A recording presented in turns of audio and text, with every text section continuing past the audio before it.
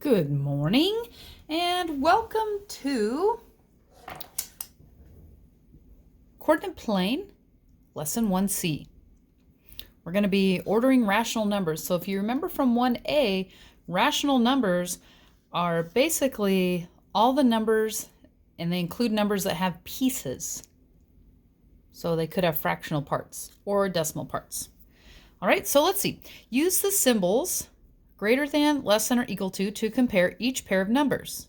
Be prepared to explain. Well, I'll just kind of explain as we go, but you'll need to be able to explain when you have work to do. So 12 and 19. I feel like we know that one because, we've been through little kid school.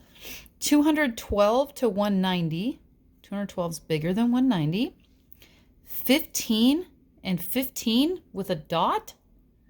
Oh, Miss D, that means 1.5 or 1 5/10, and 1 5/10 is clearly smaller than 15.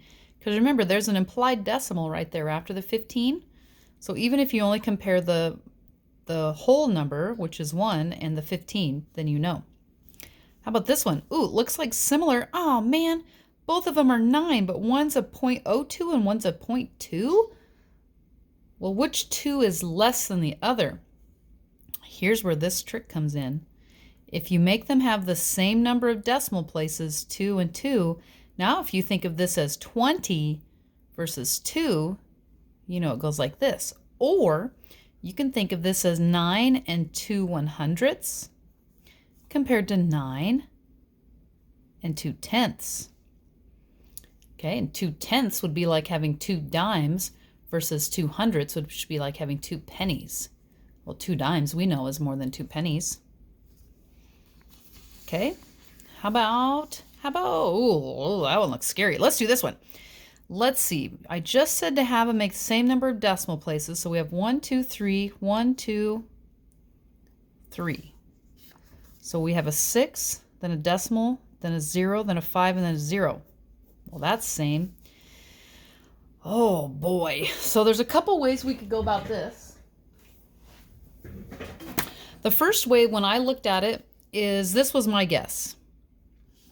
Because while 17ths are smaller pieces than 12ths, I have 16 of those little pieces versus 11 of these pieces, which means one of these pieces is probably bigger than one of these pieces. What, Miss D? So I'm going to get out our handy calculator and I'm going to do 16 divided by 17. 16 divided by 17, whoops, as a decimal is 0.941 and some stuff. So let's do 11 then divided by 12, numerator divided by denominator, and we get 0.916. Repeating, 0.94 is bigger than 0.91. Ah, yay us. Okay. And we'll work more on this when we get to our ratios unit, but we're just not right there. All right, I know there's no directions here, but I know the directions in my head. And the directions in my head said to put these in order from least to greatest. Okay, what's my smallest number? 1's pretty small. Ooh, 0 is smaller than 1. 0, 1. There's a 2, 3, 4. Ooh, this is kind of fun. 5, 6, no, 7, 8, 9, 10, 11. Oh, there's a 10, 10, 11, 12. Nope. 13. Here's a teen, 15. There's a 25. Looking for 30, 40, 50. So we got 62. 99, 100. Okay, it's just good practice of putting those in order from least to greatest, putting any numbers in order from least to greatest. If you are having troubles, put them on a number line. Whoops, 50, 100, 0, and then place them on the number line, and then you'll know which one is the smallest. Or count them.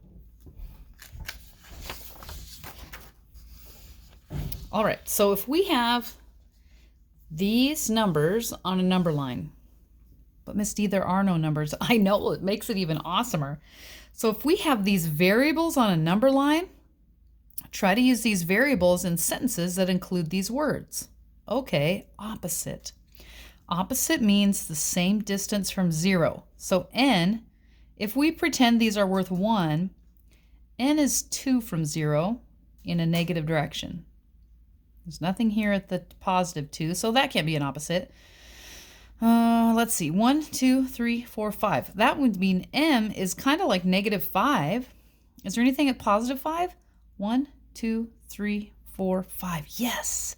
So I could say that m is opposite of p because they're both the same distance from 0, but in opposite directions. Oh, and I need to look for a negative number. Boom. N is a negative number. Okay, so's m, so we could have had 2 answers there, but wait, there's more. What? Yeah, I got 2 more over here. Something is greater than something else. Well, I'm curious what r is worth. 5, 6, 7, 8. Okay, let me see. Which is greater than? You know what? N is greater than m because n is to the right of m. In fact, n, p, and r are all greater than m. R is greater than all of them, right? So there could be lots of different answers you put there. And then we have less than.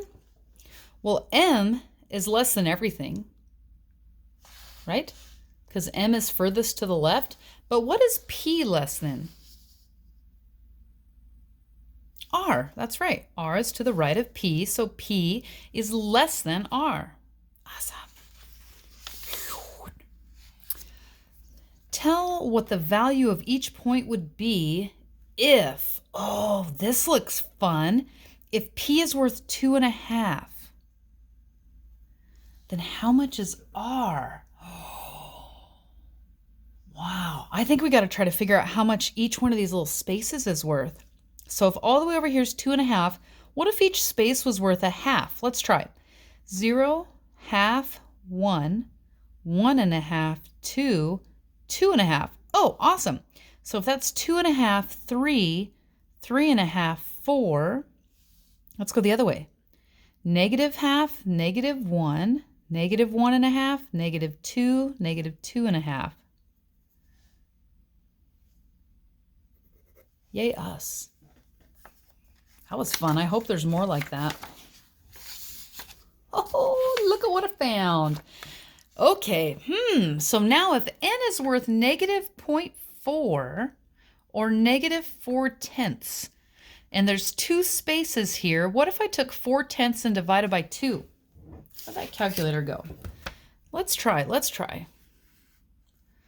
0.4, oh, we can make it negative 0.4. Negative 0.4 divided by 2 because there's 2 spaces. 1 space, 2 space. Each space is worth 0.2. So this would be 0.2. Oh gosh, now we got to count it by 0.2. All right, 0.4 or 4/10, 6/10, 8/10, 10/10. Oh, 10/10 is a whole. Whew, this is tough counting.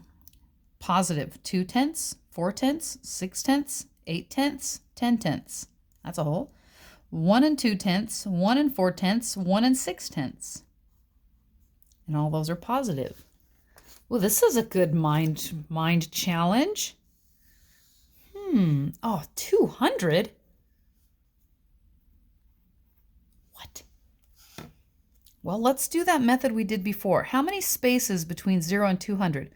1, 2, 3, 4, 5, 6, 7, 8. 8 spaces. 200 value divided by 8 spaces is 25 per space.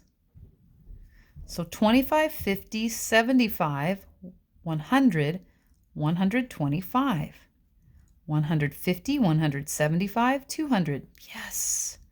Ooh, negative 25, negative 50, negative 75, negative 100, negative 125. And m is still opposite of p. See how they're both the same distance from 0, but m is negative, p is positive? Okay, guys. That's it. That's going to help you be able to order rational numbers, which is going to be important. Remember, when we get to coordinate planes, that's where we're headed. So we're doing all this background knowledge so that when we get to coordinate planes, we are awesome at them.